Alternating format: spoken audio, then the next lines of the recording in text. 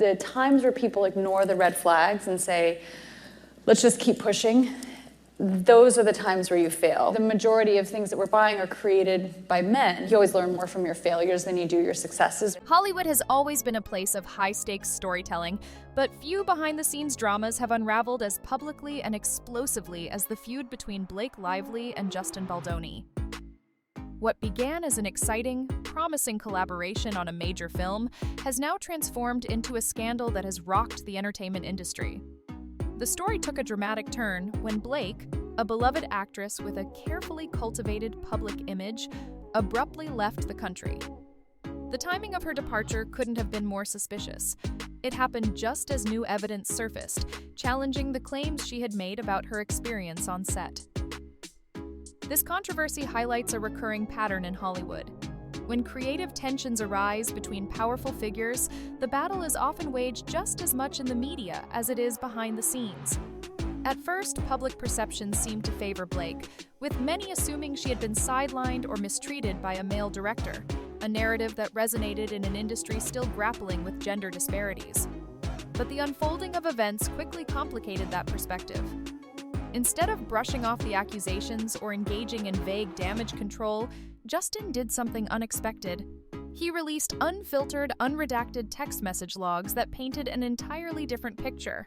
Don't forget to subscribe and hit the notification bell to stay updated. Rather than showing a dismissive or controlling director, the messages revealed Justin as someone who had made repeated efforts to collaborate with Blake, seeking her input and accommodating her requests throughout the production process. This bombshell not only turned the tide of public opinion but also forced people to question whether the initial wave of negative press about Justin had been part of a calculated media strategy designed to give Blake the upper hand. The impact of these revelations was immediate. Suddenly, what seemed like a straightforward case of creative differences turned into a much larger discussion about manipulation, media influence, and the lengths to which celebrities will go to control their narratives. As the dust settled, one question remained at the forefront. Had Blake truly been the victim of an overbearing director? Or had she been playing a more strategic game all along? At the heart of the storm is a battle over creative control and public perception. Initially, Blake was cast in Justin's highly anticipated adaptation, a collaboration that seemed promising. She was known for her charm, talent, and ability to connect with audiences, while Justin had built a reputation for thoughtful, emotive storytelling. But as filming progressed, whispers of tension emerged. Crew members noted a shift in Blake's demeanor, subtle at first, but growing more apparent over time. She appeared increasingly frustrated, casting wary glances when Justin was praised, and making veiled comments about his vision being intense. Creative control is one of the most fragile balancing acts in Hollywood, and when two highly influential figures like Blake and Justin find themselves at odds, it often goes far beyond simple artistic differences. Blake, an actress with a strong fan base and a history of being deeply involved in her projects, likely expected a level of control that wasn't fully available to her. On the other hand, Justin wasn't just the director.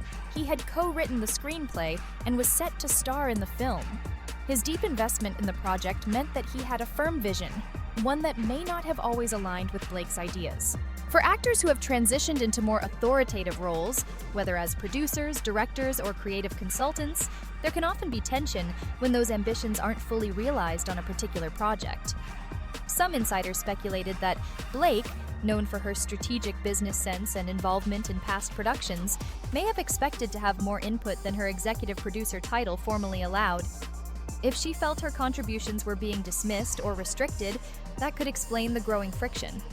Yet, what might have remained an internal struggle between two professionals soon became a public spectacle. The signs of tension, once confined to set whispers, began to surface more openly, and soon, the media began to take notice. At first, reports framed the situation as typical Hollywood friction, two passionate artists butting heads over creative choices. But that framing didn't last long. Those murmurs might have remained just that, quiet, behind-the-scenes creative differences, if not for a sudden media blitz portraying Blake as difficult and uncooperative. She quickly fired back, accusing Justin of using his position as director to manipulate the narrative and tarnish her public image. In an era where media spin is scrutinized like never before, her claims gained traction. Many believed she was shining a light on a deeper industry issue, one where male directors frequently override female leads. Hollywood has a long history of power struggles between actors and directors, but in recent years, there has been a heightened awareness of how gender plays into these conflicts. Stories of female actors being silenced, dismissed, or overridden by male directors are all too familiar. Blake's accusations fit neatly into this larger cultural conversation, making it easy for many to sympathize with her. After all, if a high-profile, well-respected actress like Blake Lively felt she was being manipulated, wasn't it possible that she was experiencing the same systemic issues that have plagued countless women in the industry? At first, the public narrative tilted heavily in her favor. Anonymous sources from the set claimed that Blake felt unheard, that her concerns about creative direction were ignored, and that she was being subtly boxed out of the decision-making process. Online, many rallied behind her, pointing out how often women in Hollywood have had to fight for creative authority, even when they were positioned as the face of a project. The idea that Justin, a male director who also happened to be starring in the film, could be dominating the production and shutting out a woman's input was believable, especially to those familiar with the industry's history. But as quickly as the tide turned in Blake's favor, cracks in her narrative began to emerge. It wasn't just that Justin denied her claims, it was how he denied them. Rather than issuing a standard PR-friendly rebuttal, he took the unusual step of releasing extensive, unfiltered text message logs between himself and Blake. This wasn't just an attempt to defend himself, it was a direct challenge to her entire version of events. The contents of those messages contradicted the image of a dismissive, controlling director. Instead, they showed Justin frequently checking in with Blake, asking for her thoughts on creative decisions, and making accommodations for her concerns. He wasn't ignoring her. If anything, he was going out of his way to involve her. This was where the story shifted dramatically. The moment those messages became public, the question was no longer whether Blake had been silenced. It was whether she had been exaggerating or misrepresenting her experience. Suddenly, the narrative of an actress fighting against a domineering director no longer seemed as airtight as it initially appeared. Had Blake strategically framed herself as a victim to gain leverage? Had she been actively shaping a media campaign against Justin from the start?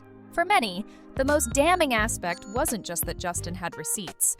It was that they painted a clear picture of someone who had been making genuine efforts to maintain a collaborative relationship. This revelation made it harder to justify the initial wave of negative press against him. If he had truly been the villain in this story, why was there so much evidence showing him trying to work with Blake rather than against her? The fallout from this shift in perception was immediate. What had started as a conversation about power dynamics in Hollywood quickly morphed into a broader discussion about the ethics of media manipulation. If Blake had indeed been orchestrating a false narrative to gain sympathy or control over the project, what did that mean for the larger conversations about gender and power in the industry? Had she damaged the credibility of real victims by using a social justice framework to further a personal agenda? And perhaps most importantly, if Justin hadn't released those messages, would the public have ever known the truth? But the revelations didn't stop there. Some texts hinted at Blake's strategic maneuvering behind the scenes, including references to leveraging her considerable influence and that of her husband, Ryan Reynolds, to shape public perception in her favor. The term "her dragons" surfaced more than once, leading to speculation about whether Ryan had played an active role in orchestrating media narratives against Justin. At this point, the controversy expanded beyond a simple conflict between an actress and a director. It became a question of how far someone in Blake's position was willing to go to maintain control over the narrative. The inclusion of Ryan Reynolds in these private exchanges raised eyebrows, particularly given his immense popularity and influence in Hollywood. If Blake had indeed been calling upon her dragons, was Ryan actively working behind the scenes to help her shape public perception? Ryan Reynolds is no stranger to public relations mastery. He has built an empire around his sharp wit, comedic persona, and carefully crafted media presence. Whether through his movie roles, his social media interactions, or his business ventures, he has maintained a reputation as one of Hollywood's most likable figures. But if these texts suggested that he had been quietly pulling strings to sway the press in Blake's favor, it would mark a significant departure from his usual public image. The term "her dragons" became a focal point for speculation. Who exactly were these allies that Blake believed she could summon? Was Ryan one of them, or was she referring to a broader network of influential figures who could help manipulate the media coverage surrounding the controversy? Some pointed out that Ryan had previously been known to use his platform to subtly mock or redirect narratives in Blake's favor. Had this been another instance of strategic influence, only this time with much higher stakes? Regardless of how deeply Ryan was involved, the implication alone was enough to intensify public scrutiny. Hollywood is built on relationships, and the idea that a major star like Ryan Reynolds might have been working behind the scenes to damage a director's reputation carried significant consequences. Studios rely on trust, and if the perception formed that Ryan and Blake were willing to bend the truth, or even orchestrate false narratives, to serve their own interests, it could impact their future projects. For Blake, this revelation further weakened her credibility. It suggested that her dispute with Justin wasn't just a personal frustration with how the film was being handled, but a calculated effort to shift public perception in her favor. And if she had been willing to use external influence to do so, what else might she have manipulated? At this stage, the focus of the controversy began to shift away from simple creative differences and towards something more complex, a battle for control over the public narrative. Was this a case of a Hollywood power couple using their status to dominate a smaller production, or was there more to the story? The public, now armed with Justin's receipts and these new allegations, began to view the situation in a new light. Then, in a move that left Hollywood stunned, Blake's own attorney abruptly resigned. His cryptic statement suggested a divergence between her public claims and documented facts. An almost unheard-of admission in an industry where legal teams typically work to contain controversy, not fuel it. Attorneys in Hollywood don't just walk away from their clients, especially when they're in the middle of a high-profile scandal. If anything, legal teams are trained to navigate damage control, crafting airtight defenses and working behind the scenes to minimize fallout. So when Blake's attorney suddenly resigned, it sent shockwaves through the industry. The abruptness of his departure wasn't just unusual, it was telling. His vague yet damning statement hinted that something within Blake's story didn't align with the evidence at hand. This was a significant moment because it suggested that even those within her own camp were struggling to stand behind her claims. If the narrative she had been pushing was solid, why would her legal representation feel the need to step away? For many, this move raised serious questions about the legitimacy of Blake's accusations against Justin. Had her team discovered inconsistencies in her story? Had they seen evidence that contradicted her public stance? And perhaps more importantly, had they warned her to back down before the situation spiraled further? The resignation also sent a clear message to industry insiders. Whatever was happening behind the scenes, it was messy enough that a seasoned Hollywood attorney didn't want to be associated with it. Legal professionals are often willing to defend even the most controversial figures, provided they have a viable strategy for doing so. The fact that Blake's attorney chose to distance himself rather than fight for her side suggested that this case had veered into territory where defense was no longer feasible. Hours after the new receipts were made public, Blake was gone. She canceled upcoming engagements, disappeared from public view, and boarded a private jet with minimal luggage. Leaked airport photos showed her in dark sunglasses, avoiding eye contact. Was she escaping accountability? Seeking privacy from the storm? The timing made it hard to ignore the connection between the revelations and her sudden exit. Blake's abrupt departure left the industry reeling. While it's not uncommon for celebrities to step out of the spotlight during a scandal, the timing of her exit was striking. Only hours after the most damaging batch of evidence had been released, Blake had seemingly vanished, sparking intense speculation about her motives. Theories ranged from a desire to protect her mental health to a calculated move to avoid direct confrontation over the new evidence. Leaked flight manifests indicated that Blake boarded a private jet with only a skeleton entourage and minimal luggage. This wasn't the behavior of someone simply taking a break. It looked like a deliberate move to disappear, at least temporarily. Paparazzi photos of her at the airport showed her avoiding eye contact, wearing dark sunglasses, and keeping a low profile. Gone were the confident waves and friendly banter that usually accompanied her public appearances. For many, her sudden departure seemed like an admission of defeat. If Blake truly believed in her version of events, wouldn't it have made more sense to stay and address Justin's evidence head-on? The fact that she chose to leave the country instead fueled speculation that she was struggling to counter the narrative, now being supported by hard evidence. Meanwhile, public opinion continued to shift. Some fans expressed sympathy, arguing that even if the new receipts cast doubt on her claims, the sheer volume of negative attention might have been overwhelming. Others viewed her departure as highly suspicious, interpreting it as an attempt to escape scrutiny rather than confront the allegations against her. The impact on her husband, Ryan Reynolds, was impossible to ignore. Rumors swirled that he was working frantically with PR and legal advisors to manage the fallout. As one of Hollywood's most beloved stars, Ryan's reputation was now indirectly tied to the controversy. If he had been involved behind the scenes, as some texts had implied, his role in the saga could have serious career implications. This shift also had a ripple effect on how the media and public perceived the controversy. Until this point, Blake still had defenders arguing that the full story had yet to be revealed, that Justin's receipts were missing context, and that she was being unfairly vilified.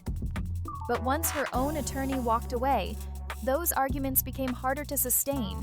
Suddenly, Blake's position wasn't just being questioned by outsiders, it was being called into doubt by the very people meant to protect her. For Justin, this development only reinforced his case. If Blake's accusations had been legitimate, her legal team would have been working tirelessly to prove it. Instead, the resignation of her attorney gave weight to the idea that her claims had unraveled under scrutiny. It also validated Justin's decision to release unfiltered text logs, proof that he had been transparent while Blake's side was now visibly fracturing. This moment marked a turning point in the scandal. Blake's public support had already begun to wane, but now even her professional team was showing signs of doubt. With her attorney gone and her credibility under fire, she was left with two options: continue to fight back despite the mounting evidence against her, or retreat before the damage to her reputation became irreversible. Blake's decision to leave the country left a lingering question. Was this a desperate move to shield herself from relentless scrutiny, or was it a calculated retreat to regroup and plan her next move? In either case, the timing made it clear that her departure was directly linked to the unfolding scandal.